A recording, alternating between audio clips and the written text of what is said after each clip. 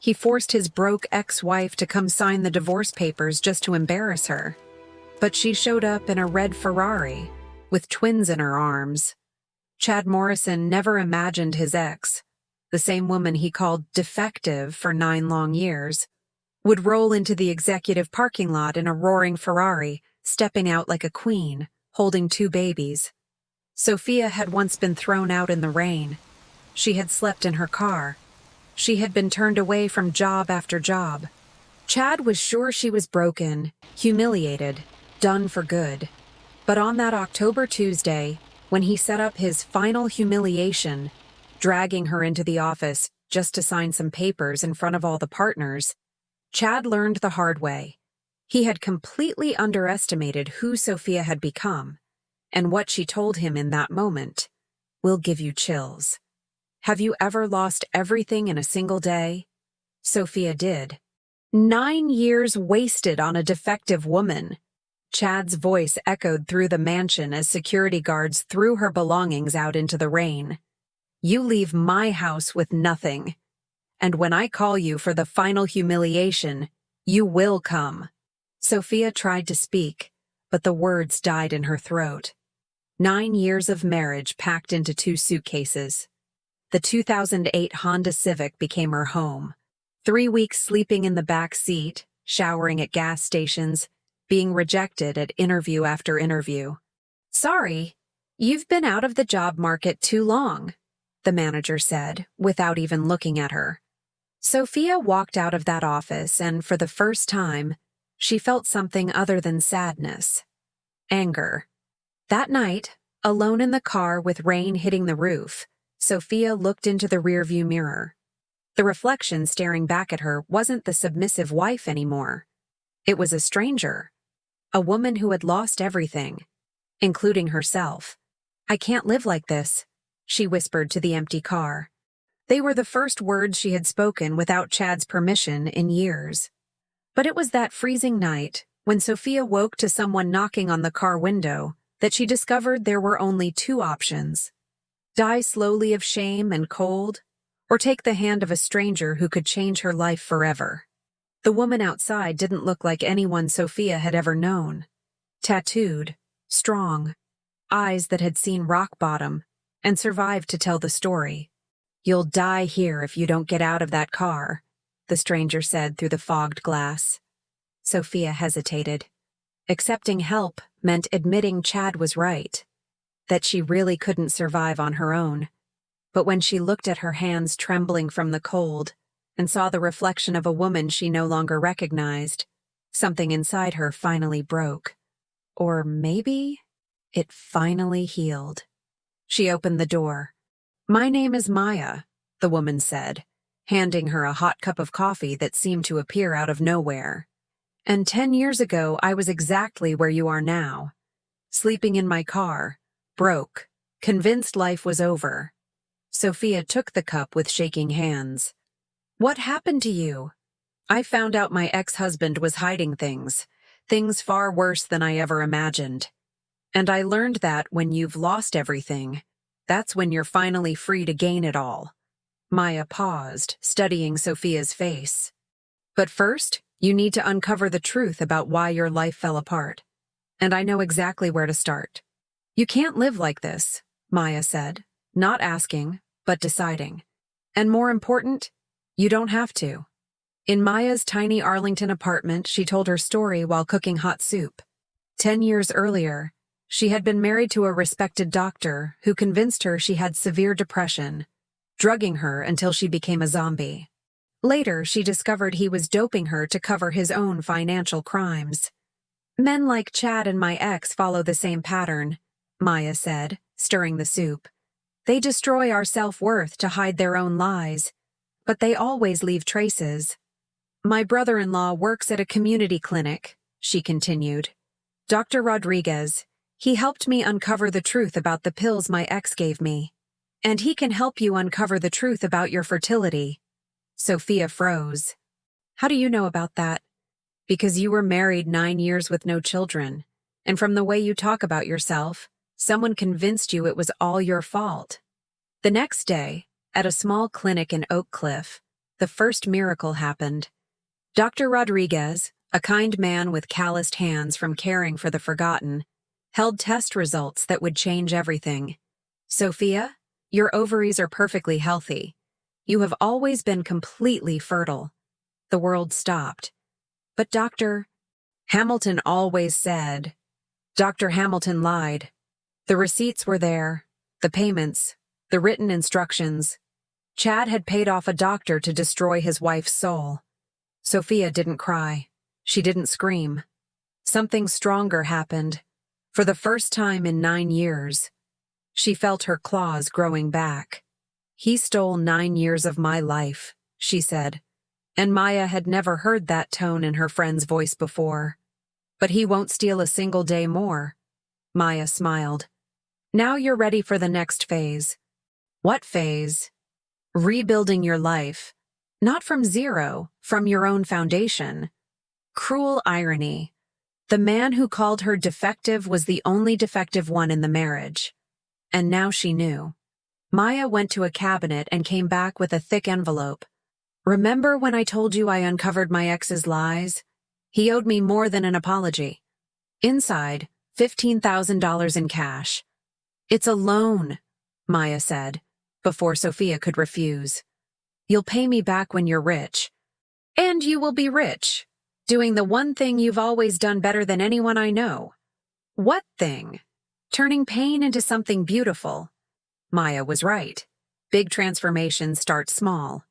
Sophia discovered that while making lasagna. You cook like you're healing people, Maya said, tasting the first lasagna Sophia made in that tiny apartment. That's it. That's exactly what you're going to do.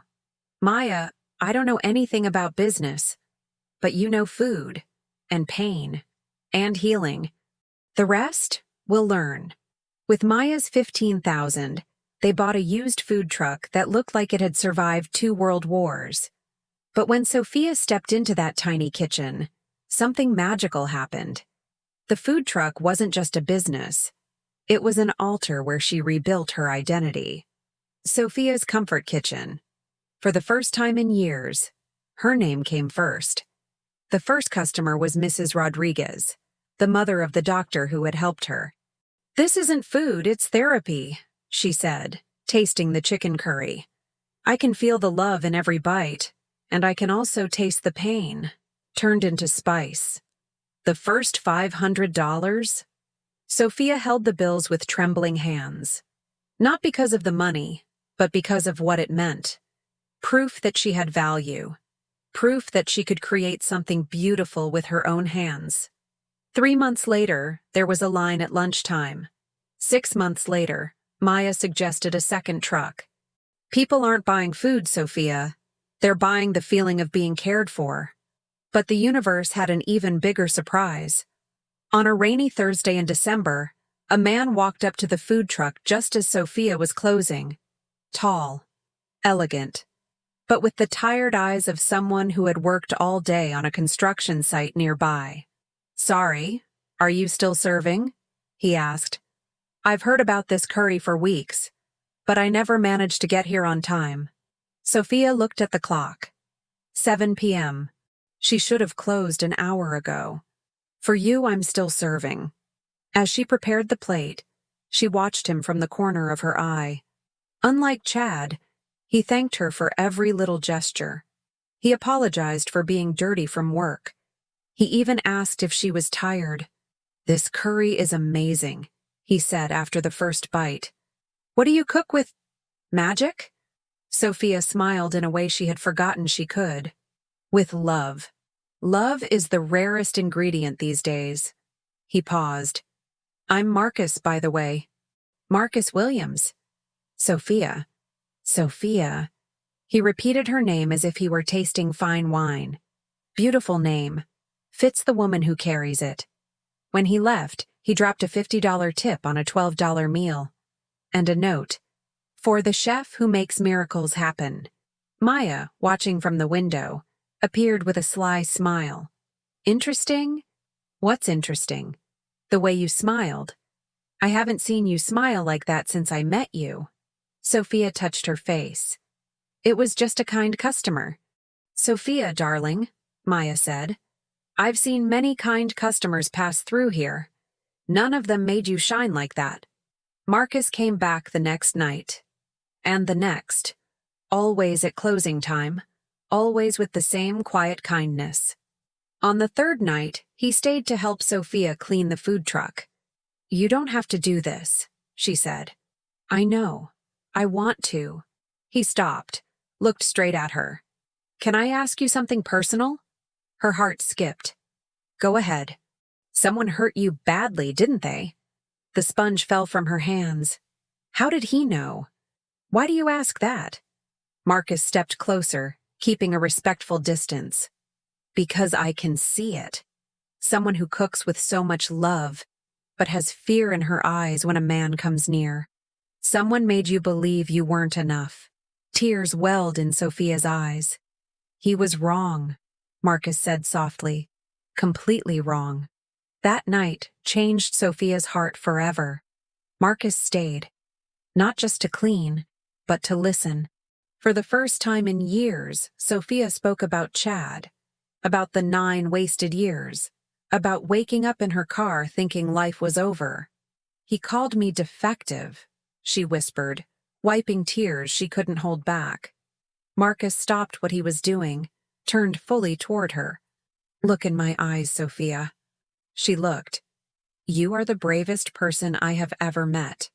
Any man who couldn't see that, he was the defective one." Marcus Williams didn't show up like some fairy tale prince promising to rescue the princess. He came as a real man, with scars of his own, who saw in Sophia what Chad never did, a soul that shone brighter after being broken. "I don't know if I can trust again," Sophia confessed one night, 6 months later, after endless late-night talks. "Then don't trust," Marcus replied. "Test. Test me every day, until you're sure." And she did. She watched how he treated waiters, how he spoke about ex-girlfriends, how he reacted when she said no. Marcus passed every test Chad had failed miserably, while Sophia built her food empire, from a second truck to 3, to a small restaurant, and then a chain. She paid prices Chad never imagined. Sophia's Comfort Kitchen became a national brand in just 2 years. 16-hour days, sleepless nights signing contracts, hands that went from manicured perfection to calloused with honest work. "You're becoming a real businesswoman," Marcus said one night, finding her crying over spreadsheets at the kitchen table of the apartment they now shared. "And that includes the breakdowns." He didn't try to fix her problems. He didn't say she was overreacting.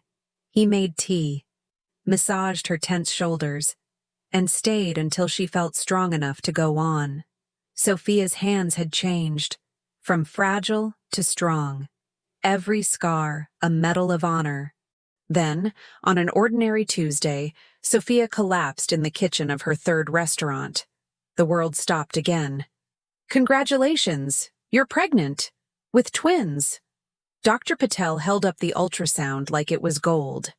Sophia stared at those 2 tiny shapes on the screen and finally understood the universe's plan. "After everything," she whispered. Marcus squeezed her hand, eyes wet with tears. "Maybe. Because of everything." That same week, Maya walked into the restaurant holding a Forbes magazine. "You're not going to believe who's on the cover of Women Who Changed the Market." Sophia on the cover, radiant, wealthy, and now, a mother. "Do you know what this means?" Maya asked with a dangerous smile. "That we worked hard? That Chad Morrison is probably staring at this magazine right now, realizing the defective woman he threw away just became the most successful businesswoman in Texas." Sophia touched her still small belly. "You think he'll try something?" Maya laughed. "Sweetheart, men like Chad always make one last move when they realize they've lost. The question isn't if he'll try. The question is, when he does, will you be ready?" Sophia looked at her reflection in the window. The woman staring back wasn't the submissive wife who once walked out in the rain. "I'll be ready," But she had no idea Chad was planning something far worse than she imagined. While Sophia was creating life, Chad was destroying his own. 4 relationships failed because he repeated the same patterns. Smart women left him as soon as they saw his true nature. His company crumbled because without Sophia steadying his personal life, his decisions spiraled. One Thursday night, drunk and alone in the mansion that now felt like a mausoleum, Chad saw the Forbes magazine. Sophia on the cover. Radiant. Wealthy. A mother. The whiskey glass shattered against the Italian marble. She was trash, he muttered, but his voice sounded hollow. For the first time, Chad looked in the mirror and saw the truth. A 39-year-old man, alone, emotionally bankrupt, who had destroyed the only good thing he ever had. But pride is poison. It kills slowly. Instead of reflection, Chad chose revenge. "I'll show her who's in charge," he told the mirror. "One last humiliation, so she never forgets her place." At the law office, Chad slammed the desk. "Find me a legal excuse. Anything. I want her here, humiliated, in front of all my partners." The lawyer shifted uncomfortably. "Mr. Morrison, this is unethical. Pay whatever it takes.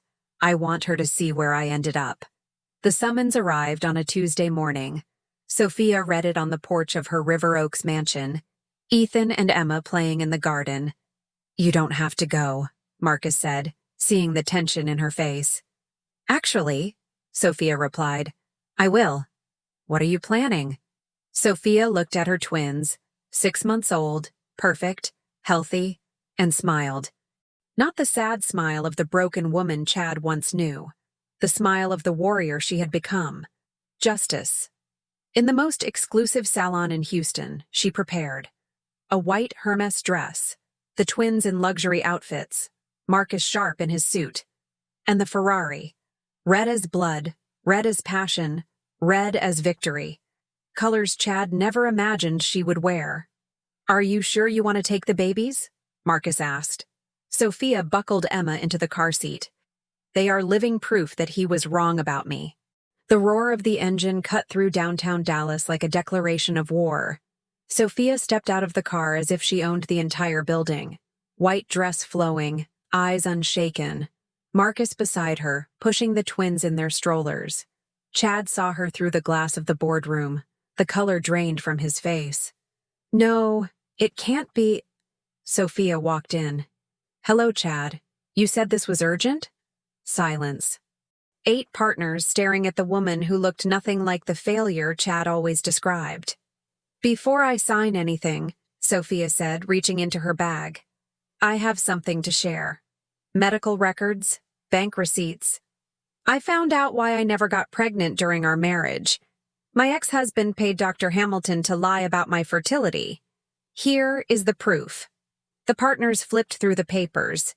Chad tried to protest. "Sophia, you don't understand." "Oh, but I understand perfectly." She turned to Marcus. "Honey, can you bring our children?" Ethan and Emma were introduced. 6 months old, Sophia said. "Funny how I was supposedly unable to have kids, right, Chad?" The senior partner slammed the table. "Chad, is this true? Did you commit medical fraud?" Chad collapsed.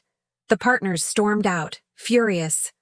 Chad stayed behind, alone, bent over in his chair. Sophia stepped closer, Emma in her arms. "Chad, for 9 years you tried to convince me I was worthless. Look into my eyes now." He raised his face. There were tears. "This child will grow up knowing her worth. And I learned mine. Not in spite of you, but because you forced me to find my own strength." Emma touched her mother's cheek with her tiny hand. "That's why. I forgive you." Chad sobbed. "How can you? After everything I did." "Because holding on to hate would give you power over my happiness. And you have no power over me anymore." Sophia stood. Marcus gathered the baby's things. "This is the last time we see each other, Chad. Take care of yourself." At the door, Ethan spoke his first word. "Mama." Sophia smiled. Yes, my love. Mama's here, and she always will be. 5 years later, Sophia watches Emma run across the garden of their River Oaks mansion, while Ethan draws in the dirt. Marcus takes pictures of everything. The Comfort Kitchen empire now has dozens of restaurants, feeding both bodies and souls. Across town, Chad works as an insurance broker. Not a grand life, but an honest one. In his desk drawer, he keeps an old Forbes clipping. Sophia on the cover. For the first time, he feels something close to pride. That night, Sophia finds an old letter she once wrote to herself. Dear future me, if you're reading this, it means you survived. I don't know how you'll do it, but I know you will. Because you are stronger than you think. With love, the woman you used to be. She touches the mirror and whispers a thank you. Marcus walks in, Emma in his arms. Sophia takes her daughter, who calms instantly in her mother's embrace. Outside, the Ferrari rests in the garage beside the family car. The real victory wasn't fortune. It was the home filled with love she had built. What are you thinking about? Marcus asked. Sophia looked up at the stars.